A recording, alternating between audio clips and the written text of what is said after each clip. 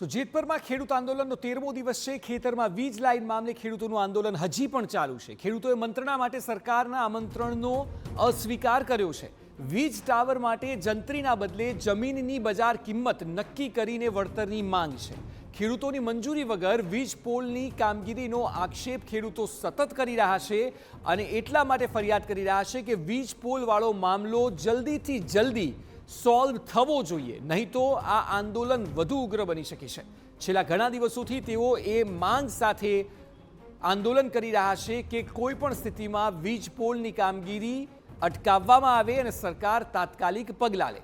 આ દરમિયાન સરકારે વાતચીત કરવા માટેનું આમંત્રણ આપ્યું હતું, જેનો ખેડૂતો દ્વારા અસ્વીકાર કરવામાં આવ્યો છે। માંગ ખૂબ ચોક્કસ છે। અમરનાથ ઉપવાસનો આજે 13મો દિવસ છે અને લોકો સતત વિરોધ કરી રહ્યા છે અને કહી રહ્યા છે કે કોઈ પણ સંજોગોમાં તેમની માંગને સ્વીકારવામાં આવે। હવે જોવું રહ્યું કે સરકાર આ માંગ ક્યારે સ્વીકારે છે।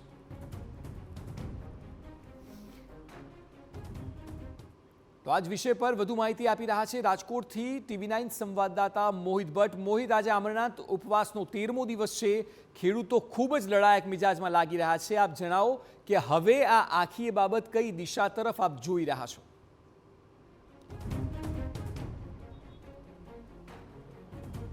અક્ષય, સ્પષ્ટપણે જે મોરબીના જેતપર ગામથી જે આંદોલન છે તેની શરૂઆત થઈ। હવે આ આંદોલન છે તે માત્ર જેતપર ગામ પૂરતું નહીં, પરંતુ ગુજરાતભરના ખેડૂતો છે તેમાં સાથ સહકાર આપી રહ્યા હોય તેવું સ્પષ્ટપણે લાગી રહ્યું છે। સૌથી પહેલાં હું આપને દ્રશ્ય બતાવવા માંગીશ કે આજે અમરનાથ ઉપવાસનો 13મો દિવસ છે અને 13મા દિવસે પણ જે ખેડૂતો છે તે ગુજરાતના અલગ અલગ વિસ્તારમાંથી, અલગ અલગ ગામમાંથી અહીં જે આંદોલનકારીઓ છે, આંદોલનમાં જે અમરનાથ ઉપવાસ કરી રહ્યા છે તેમને સમર્થન આપવા માટે પહોંચી રહ્યા છે અને પોતાની માંગ છે તે માંગ સાથે અડગ છે। છેલ્લા 13 દિવસથી જે ઉપવાસ કરનાર જે આંદોલનકારીઓ છે તે ઉપવાસ કરી રહ્યા છે અને તેમની પણ તબિયત છે તે લથડી રહી છે। આપને હું એ પણ દ્રશ્યો બતાવવા માંગીશ કે જે નિલેશ એરવાડિયા છે કે જેઓ પણ જે 13 દિવસથી આ ઉપવાસ કરી રહ્યા છે ને તેમની તબિયત લથડતા તેમને અહીં ઉપવાસની છાવણી છે ત્યાં જ તેમને બાટલા છે તે ચડાવવામાં આવી રહ્યા છે। આપણે તેની સાથે જ વાત કરવાનો પ્રયત્ન કરશું। નિલેશભાઈ, શું કહેશો?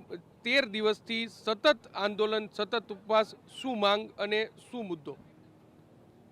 આજે ઉપવાસનો 13મો દિવસ છે। ઉપવાસ છાવણીમાં 3 જણાની તબિયત વારંવાર લથડે છે। આ નિંભર તંત્ર અને આ જાડી ચામડીની સરકારને હું એક સંદેશો દેવા માગું છું। ગાંધી ચિંધ્યા રાહે આ આંદોલન ચાલી રહ્યું છે। જો ગાંધી ચિંધ્યા રાહે આ આંદોલનનો કોઈ યોગ્ય ખેડૂતોની માગણીઓ છે મુજબનો કોઈ નિર્ણય લેવામાં નહીં આવે તો આવનારા સમયમાં સરકાર માટે કઠિન હશે અને સરદાર ચિંધ્યા માર્ગે કે શહીદ ભગતસિંહના ચિંધ્યા માર્ગે આ આંદોલન જઈ શકે છે અને આ સરકારને આવનારા સમયમાં કઠિન પડી શકે છે। જો સરકાર ખેડૂતોના હિત માટેનો કાયદો નહીં બનાવે, અધરવાઇઝ સેન્ટ્રલ ગવર્મેન્ટની જે પોલિસી છે એ લાગુ નહીં કરે તો આવનારા સમયમાં આ ગુજરાત આખાના ખેડૂતો મળીને સરકારે અમે બનાવશું અને કાયદો પણ અમે બનાવશું। એટલે જે ઉત્સાહ છે અને જે સરકાર પાસેની માંગ છે તે અડગ છે અને તેને લઈને જ અત્યારે જે પ્રકારે તમે દ્રશ્ય તમે જોઈ રહ્યા છો કે જે આંદોલન કરનાર જે 11 જેટલા જે ખેડૂતો છે તેઓ પણ અહીં છે। કાંતિભાઈ અમૃતિયા છે, તેમના ભાઈ છે, આપણે તેની સાથે જ વાત કરશું। સરકાર સાથે વાટાઘાટ માટે પણ આમંત્રણ આપ્યું હતું, સત્તાવાર રીતે આમંત્રણ નથી સ્વીકાર્યું, શું માંગ છે, શું કહેશો? આમંત્રણ શીખાડ્યું એવું નથી, સ્વીકાર્યું એવું નથી।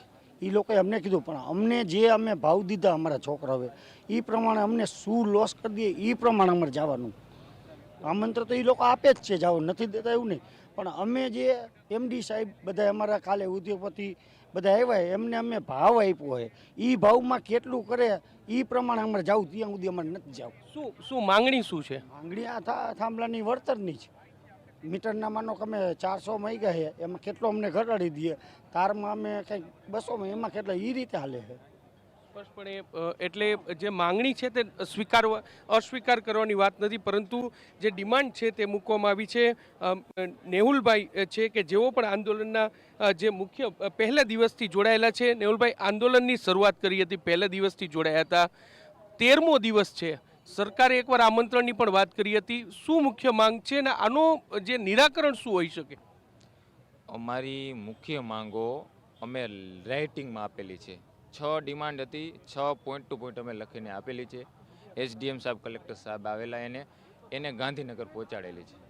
હવે એ અમારી ડિમાન્ડ પહોંચ્યા પછી 4 થી 5 દિવસ પછી અહીંયા અમને ઇન્વિટેશન લેટર આવેલું છે. અને જ્યારે ડિમાન્ડ આપેલી ત્યારે પણ અમે સરને કીધું હતું આ અમારી ડિમાન્ડ છે, એનો અભ્યાસ કરી લે. ત્યાં સરકાર ઉર્જા વિભાગના સચિવો, જે કોઈ ટેકનિકલ માણસો હોય તે અભ્યાસ કરીને પછી સરકાર અમને શું દેવા આપવા માગે છે. એટલે અમારી ડિમાન્ડ એ હતી કે 6 પોઈન્ટનું અમને સ્પષ્ટીકરણ જોઈએ. જ્યારે અમને આ ઇન્વિટેશન આવે ત્યારે મુખ્ય માંગ વળતરની છે, તો અત્યારે નિયમ પ્રમાણે શું વળતર આપવામાં આવે છે ને ગ્રામજનોની શું માંગ છે, આમાં શું વળતર મળવું જોઈએ? અત્યારે જે વળતર આપવામાં આવે છે, કલેક્ટર સાહેબ ડીએલવીસી, ડિસ્ટ્રિક્ટ લેન્ડ વેલ્યુએશન કમિટીની રચના કરે છે. એ રચના કરીને જમીનના ભાવ નક્કી કરે. અને એમાંય તમે જુઓ, થાંભલો, એક જ ખેતરમાં થાંભલો જે જગ્યા રોકે ને એના ભાવ કલેક્ટર સાહેબે નક્કી કર્યા 979 રૂપિયા 1 ચોરસ મીટરના. અને એ જ ખેતરમાં જે તાર રોકે ને ત્યારે એ જ જમીનની વેલ્યુ 761 રૂપિયા ચોરસ મીટર નક્કી કરી. એક ખેતરના 2 ભાવ નક્કી કર્યા. અને ડીએલવીસીની કહેવાય ને, આ ગુજરાત સરકારના સર્ક્યુલરમાં છે, ઠરાવમાં ડીએલવીસી, બરોબર, પણ ડીએલવીસીની સાતત્ય જળવાતી જ નથી. તમે નવસારી જાઓ તો ડીએલવીસીમાં વાણિજ્ય હેતુ લઈને ભાવ નક્કી થાય. અહીંયા મોરબી વિસ્તારમાં એક ખેતરના 2 ભાવ નક્કી થાય. પછી સુરનગર જાઓ તો જંત્રીના 200% દે. એટલે ડીએલવીસીની સાતત્ય જળવાતી જ નથી. તમારી શું માંગ છે, કેટલા રૂપિયા મળવા જોઈએ? અમારી માંગ છે બજાર કિંમત.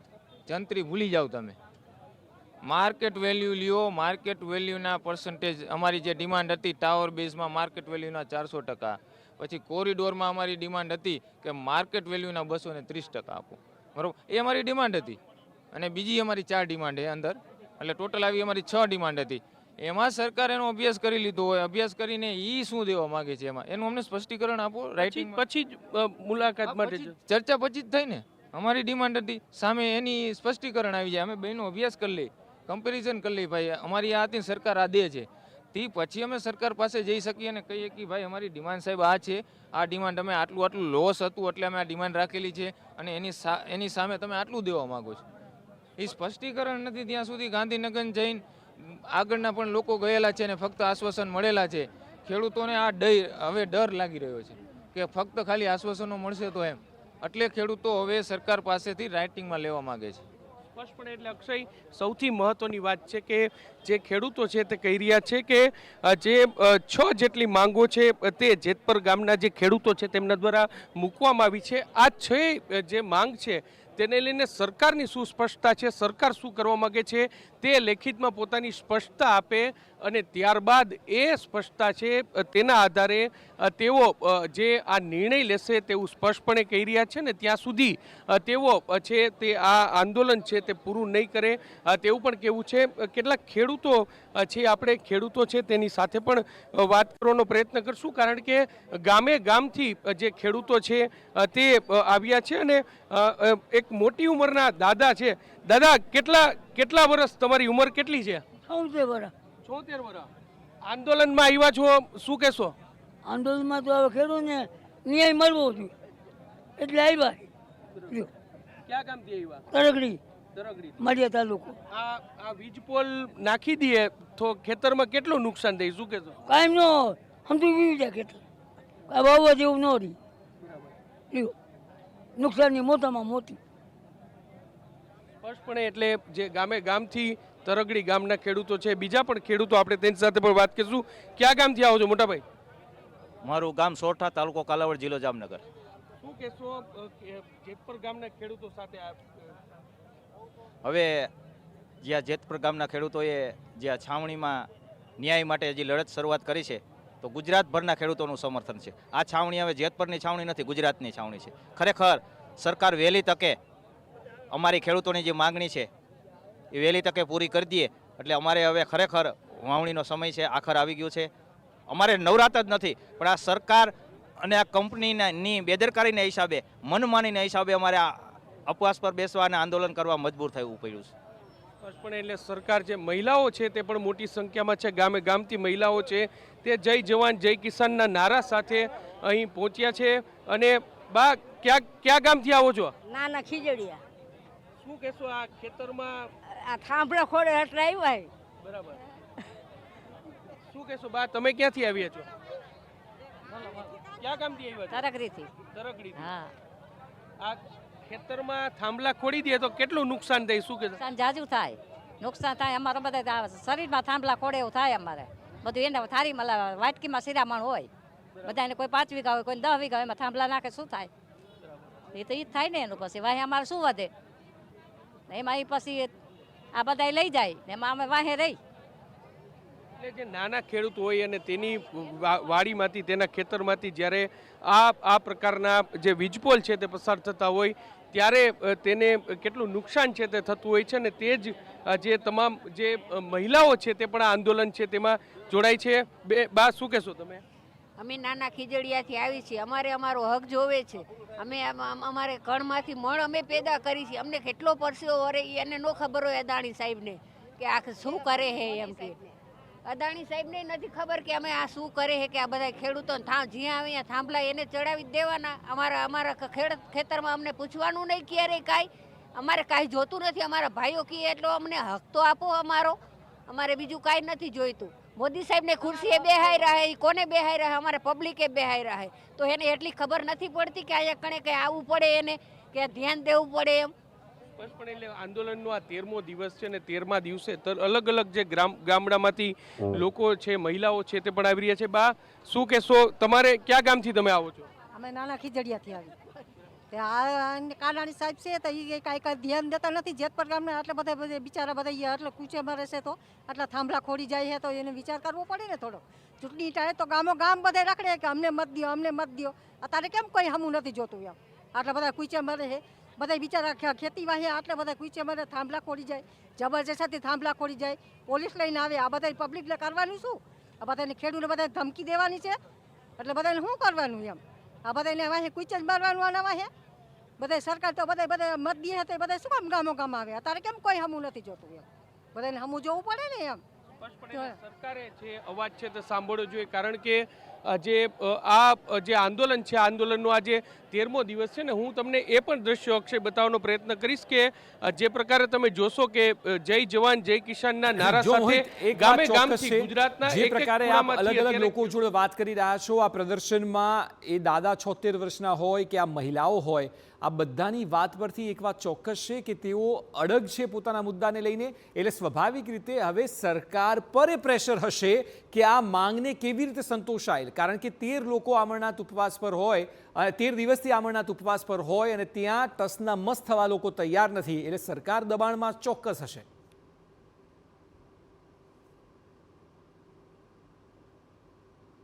સ્પષ્ટપણે અક્ષય, તમે દ્રશ્ય જુઓ કે મોટી પાનેલી, ભાયાવદર, ખારચિયા, રબારિકા, કોલકી ગામના જે ખેડૂતો છે તે પહોંચ્યા છે.